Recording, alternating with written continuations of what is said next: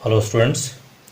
देखिए question profit and loss का है और नारायण ने ये क्वेश्चन भेजा है और ये क्वेश्चन उसको समझ में नहीं आ रहा है। एक्चुअली बोला जाए तो मुझे भी ये क्वेश्चन समझ में नहीं आ रहा है, लेकिन इसको बहुत समझने के बाद इसमें कुछ समझ में ज़रूर आ रहा है।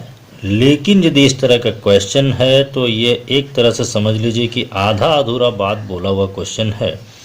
क्वेश्चन इस तरह का नहीं होना चाहिए जो क्लियर नहीं हो, लेकिन इसको कोशिश करते हैं। ग्रामेटिकली तो ये बहुत जगह एरर है, इसमें कोई संदेह नहीं है, लेकिन फिर भी इसको हम लोग कोशिश करते हैं अपने स्तर से समझने का। और ये क्वेश्चन का जो इनहेरिटेड मीनिंग है, जो ये कहना चाहता है, वो हम लोग बात करेंगे और उसमें हम लोग आंसर ढूंढेंगे।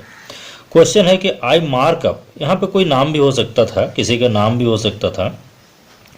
I mark up the computers I am selling by 20%। देखिए क्वेश्चन में उन्होंने यहाँ पे कुछ छोड़ा हुआ था, यहाँ पे मेरे ख्याल से प्रॉफिट होना चाहिए था, profit and sell them at discount of 15%। What is my net gain percent.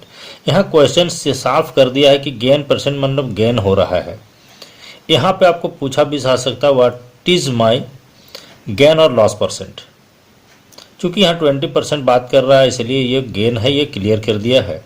Question यहाँ पे कहता है कि मार्कअप द कंप्यूटर्स किया है, मार्कअप कर दिया मतलब उसका जो दाम है, उसको मार्क प्राइस है, उसको बढ़ा दिया है।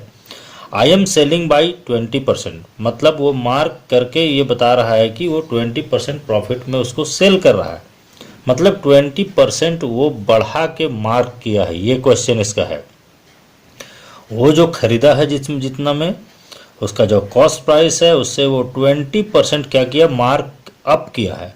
मतलब उसका जो मार्क प्राइस है वो 20% अप करके उन्होंने लिखा है। उसके बाद वो sell them at a discount of 15%, तो उसके बाद वो उस पर 15% वो डिस्काउंट दे रहा है। यानी सिंपली आप समझ लीजिए the mark price of computers are increased by 20% and then one sells them at discount of 15%। What is the gain percent. ये क्वेश्चन है। तो यहाँ जो क्वेश्चन है वो कहता है, देखिए आप इसको समझिए, इसको हम लोग सॉल्व करेंगे। सॉल्व करने में समय नहीं लगेगा, बस इसको जो बेसिक है इसको आप समझ लीजिए। मार्क प्राइस, देखिए आपने कोई सामान खरीदा, ये आपका कॉस्ट प्राइस हुआ।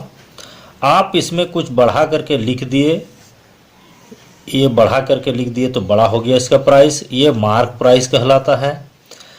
इस पे आप क्या किए, कुछ डिस्काउंट दे दिए, कुछ छूट दे दिए यहाँ पे, तो इससे फिर ये छोटा हो गया, इससे फिर कम हो गया, और ये जो बेचे आपने ये सेलिंग प्राइस हो गया आपको। अब ये सेलिंग प्राइस एक्चुअल में हो गया, ये कॉस्ट प्राइस आपका एक्चुअल में हो गया। ये दोनों को अब डिफरेंस करके देखना है आपको कि कौन ज़्यादा है। यदि आपका एसपी ज़्यादा आ रहा है तो प्रॉफिट होगा, एसपी यदि आपका कम हो रहा है तो लॉस होगा। यहाँ पर जो आपका क्वेश्चन है वो क्या है, 100 रुपीज़ आप मान लेते। दो क्वेश्चन दो तरह से आप बना सकते हैं, एक्स और 100 दोनों से। तो यदि 100 है, मैं 100 को समझा रहा हूँ, उसमें एक्स भी मैं बनाऊंगा, दोनों पर चलेंगे हम लोग, कोई कन्फ्यूजन नहीं होना चाहिए। क्वेश्चन मैथमेटिक्स का क्वेश्चन हर तरफ से आपको सही होना चाहिए। 100 है, इसको ये क्या किया, 20% बढ़ाया, मतलब 100 का 20% 20 रुपीज़ होता है। तो इन्होंने क्या कर दिया, इसको 120 लिख दिया। इस पर फिर ये क्या दिया, 15% डिस्काउंट दिया, इस पर दिया ये 15%, किस पर, 120 पर। तो 120 का 15%, ये आप इसको छोटा करेंगे, रुपीज़ हो गया 18। ये डिस्काउंट दिया, तो डिस्काउंट किस पर दिया, 120 पर। तो 120 में माइनस हो जाएगा, जो पैसा बचा उसमें वो बेच देगा। तो 120 में वो कितना बेचेगा, 120 में 18 माइनस हो जाएगा तो कितना बच जाएगा, 102 में बेचेगा वो। सेलिंग प्राइस उसका कितना आ गया, 102 रुपीज़। उसका जो सेलिंग प्राइस है वो कितना आएगा, 102 रुपीज़।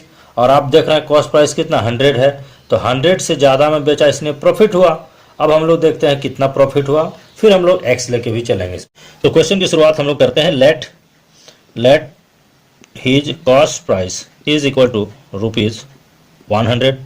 यहाँ इसको जो प्रॉफिट है ना, प्रॉफिट या फिर आप कहेंगे यहाँ मार्क प्राइस है ना, प्रॉफिट कितना, ये 20% आप किया है ना, या फिर मार्कअप प्राइस। देयरफॉर आप लिखेंगे मार्कअप प्राइस या mark price is equal to कितना होगा तब 120 that is 120।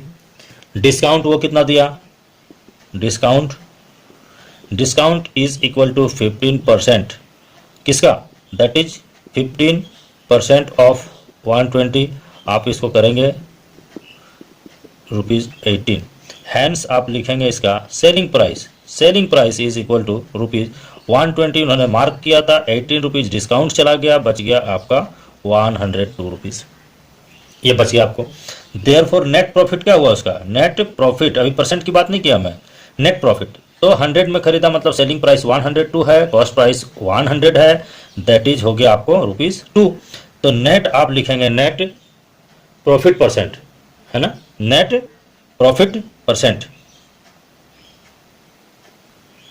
Net profit percent equal to, देखिए यहाँ पर यदि हम लोग बोलेंगे 2% आंसर तो कोई दिक्कत नहीं है, इसलिए कि 100 रुपीज़ में वो ₹2 कमाएगा तो 2% हो गया, यानी नेट जो इसका प्रॉफिट हुआ वो कितना हुआ आपका, वो आपका हो गया 2%। यदि हम लोग इसको x लेकर के बनाते, आप ये देख रहे हैं, यदि इसको x लेकर बनाते तब कैसा होता, लेट हीज कॉस्ट प्राइस चाहे my cost price equal to ₹x, therefore mark price is equal to x plus 20% of x that is x by 20, ये हो गया इससे 5 1 और 5 दैट इज हो गया रुपीज़ आपको 5 दैट इज 6x बाई 5, ये क्या हो गया आपका मार्क प्राइस हो गया। डिस्काउंट इज इक्वल टू 15% किसका, मार्क प्राइस का, that is 15% of mark price 6x by 5, इसको एकदम छोटा करते जाएंगे,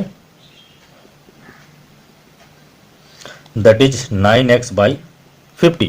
तो सेलिंग प्राइस कितना होना चाहिए था, सेलिंग प्राइस दैट इज आपका 6x बाई 5 मार्क प्राइस था, इसमें से ये 9x बाई 50 छोड़ देगा, इसको एलसीएम वगैरह लेकर के देखेंगे 5 10 दैट इज ये हो गया आपको 60 माइनस आपको 9 60 minus 9 that is 51x by 50, ये हो गया सेलिंग प्राइस। देयरफॉर प्रॉफिट है ना, या फिर गेन, प्रॉफिट इक्वल टू कितना होगा, ये 51x बाई 50 सेलिंग प्राइस, चूंकि ये 51 है ये 50 है इसलिए 1x से ज़्यादा है, और आपका जो कॉस्ट प्राइस था x था, इसको माइनस करेंगे दैट इज आएगा x बाई 50।